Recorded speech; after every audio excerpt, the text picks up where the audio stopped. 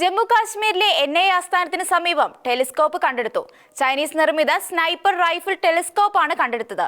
ജമ്മു കാശ്മീരിൽ അതീവ ജാഗ്രത നിർദ്ദേശം നൽകിയിട്ടുണ്ട്. ജമ്മുവിലെ സിദ്രയിൽ നിന്നാണ് ടെലിസ്കോപ്പ് കണ്ടെടുത്തത്.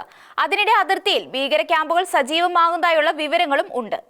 കഴിഞ്ഞ ദിവസമാണ് ജമ്മു കശ്മീരിൽ നിന്ന് സ്നൈപ്പർ കം അസോൾട്ട് റൈഫിൾ ഉപയോഗിക്കുന്ന ടെലസ്കോപ്പ് കണ്ടെത്തിയത്. പിന്നാലെ മേഖലയിൽ ജാഗ്രതാ നിർദ്ദേശം നൽകിയിരിക്കുകയാണ്. പോലീസും സ്പെഷ്യൽ ഓപ്പറേഷൻസ് ഗ്രൂപ്പും അന്വേഷണം ആരംഭിച്ചിട്ടുണ്ട്.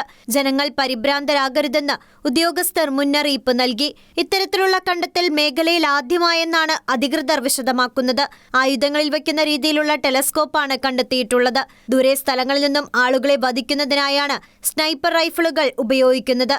ചവറുകുനയിൽ നിന്ന് കണ്ടെത്തിയ സാധനവുമായി 6 വയസ്സുള്ള കുട്ടി കളിക്കുന്നത് കണ്ട് സംശയം തോന്നി പരിശോധിച്ചപ്പോഴാണ് ടെലസ്കോപ്പ് കണ്ടെത്തിയത്. കുട്ടിയുടെ കുടുംബമാണ് പോലീസിനെ വിവരം അറിയിച്ചത്. അതേസമയം ഓപ്പറേഷൻ സിന്ദൂറിന് പിന്നാലെ ജമ്മുകശ്മീരിൽ അന്താരാഷ്ട്ര അതിർത്തിക്ക് സമീപം ഒഴിഞ്ഞുപോയ ഭീകര ക്യാമ്പുകൾ വീണ്ടും സജീവമാകുകയാണെന്ന് വിവരം. BSFന്റെ നിരീക്ഷണത്തിലാണ് ജെയ്ഷെ മുഹമ്മദ് വീണ്ടും 9ഓളം ഭീകര ക്യാമ്പുകൾ സജീവമാക്കുന്ന വിവരം ലഭിച്ചത്. അതിർത്തിയിൽ ഭീകരർ നുഴഞ്ഞുകയറ്റ ശ്രമം നടത്തിയാൽ കർശന നടപടിയെടുക്കുമെന്ന് സുരക്ഷാ സേന മുന്നറിയിപ്പ് നൽകിയിട്ടുണ്ട്.